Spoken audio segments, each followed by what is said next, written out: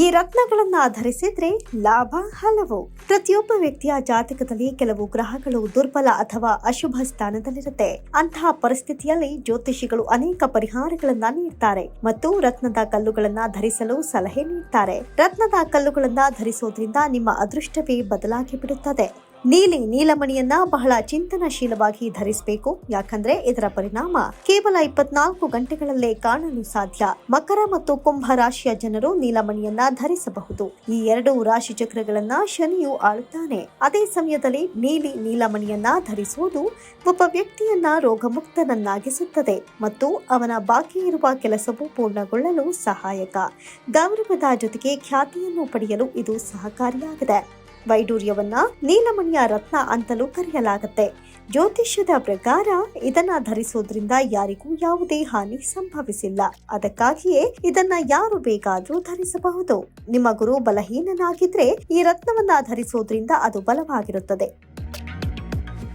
ಇದಲ್ಲದೆ ಒಬ್ಬ ವ್ಯಕ್ತಿಯು ಮಾನಸಿಕವಾಗಿ ದುರ್ಬಲವಾಗಿದ್ರೆ ಅಥವಾ ಆತ್ಮವಿಶ್ವಾಸದ ಕೊರತೆಯನ್ನ ಅನುಭವಿಸಿದ್ರೆ ಅವನು ವೈಡೂರ್ಯವನ್ನ ಧರಿಸಬೇಕು. ಯಾರದ್ದಾದ್ರೂ ವೈವಾಹಿಕ ಜೀವನ ಸುಖಕರವಾಗಿ ಸಾಗದೇ ಇದ್ರೆ ವೈಡೂರ್ಯವನ್ನ ಧರಿಸೋದ್ರಿಂದ ವೈವಾಹಿಕ ಜೀವನದಲ್ಲಿ ಸಂತೋಷ ತುಂಬುತ್ತದೆ.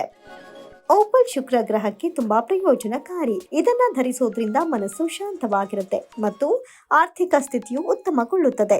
ಓಪಲ್ ರತ್ನವನ್ನ ಧರಿಸೋದ್ರಿಂದ ಅದೃಷ್ಟವು ವ್ಯಕ್ತಿಗೆ ಅನುಕೂಲಕರವಾಗಿರುತ್ತೆ ಮತ್ತು ವೈವಾಹಿಕ ಜೀವನವು ಸಂತೋಷವಾಗುತ್ತೆ. ಪತಿ ಪತ್ನಿಯ ನಡುವೆ ಸದಾ ಭಿನ್ನಾಭಿಪ್ರಾಯವಿದ್ರೆ ಈ ರತ್ನವನ್ನ ಧರಿಸೋದ್ರಿಂದ ಸಮಸ್ಯೆ ಪರಿಹಾರವಾಗುತ್ತೆ. ಈ ರತ್ನವನ್ನ ಧರಿಸೋದ್ರಿಂದ ಮಾನಸಿಕ ನೆಮ್ಮದಿ ದೊರೆಯುತ್ತದೆ. ಟಿವಿ, ಸಿನಿಮಾ, ರಂಗಭೂಮಿ ಮತ್ತು ಐಟಿ ಕ್ಷೇತ್ರಕ್ಕೆ ಸಂಬಂಧಿಸಿದ ಜನರಿಗೆ ಈ ರತ್ನವು ವಿಶೇಷವಾಗಿ ಪ್ರಯೋಜನಕಾರಿಯಾಗಿದೆ. ರತ್ನಶಾಸ್ತ್ರದ ಪ್ರಕಾರ ಪಚ್ಚೆ ರತ್ನವು ಬುಧ ಗ್ರಹವನ್ನ ಪ್ರತಿನಿಧಿಸುತ್ತದೆ. ಇದನ್ನ ಧರಿಸೋದ್ರಿಂದ ವ್ಯಕ್ತಿಯು ತನ್ನ ಜೀವನದಲ್ಲಿ ಯಶಸ್ಸು ಕಾಣ್ತಾನೆ. ಪಚ್ಚೆ ರತ್ನವನ್ನ ಧರಿಸಿರುವ ಜನರು ಸಂವೇದನಾಶೀಲರು ಮತ್ತು ಬುದ್ಧಿವಂತರು. ಈ ಜನರು ಯಾವುದೇ ನಿರ್ಧಾರವನ್ನ ಬಹಳ ಯೋಚಿಸಿ ತೆಗೆದುಕೊಳ್ತಾರೆ. ಕಲ್ಪನಾ ಶಕ್ತಿ ಹೆಚ್ಚುತ್ತದೆ. ಮಾತ್ರವಲ್ಲದೆ ಜೀವನದ ವಿವಿಧ ಸಮಸ್ಯೆಗಳಿಗೆ ಪರಿಹಾರವನ್ನ ಕಂಡುಕೊಳ್ತಾನೆ.